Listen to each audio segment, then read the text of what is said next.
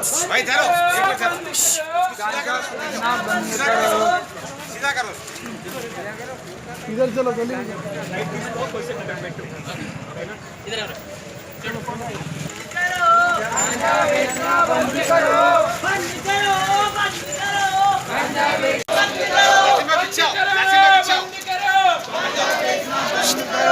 भाई धरो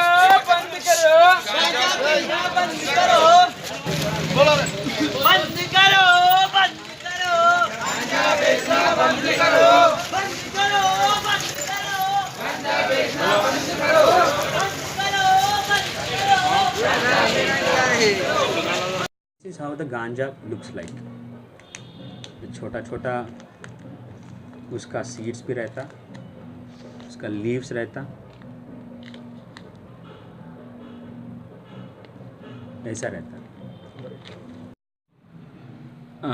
कल हम जब हमारा लोग एक्साइज डिपार्टमेंट से इस मंगल हाट और धूलपेट एरिया में जा रहे थे तो थोड़ी लोग गांजा कंज्यूमर्स को पकड़ ले गए थे। तो वी हैव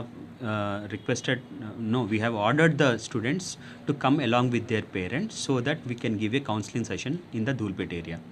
जो भी लोग पकड़े गए हैं उनके साथ हम इधर आने के बाद उनको प्लेकार्ड्स के साथ इधर धूलपेट एरिया में रोज़ एक कार्यक्रम कर रहे हैं।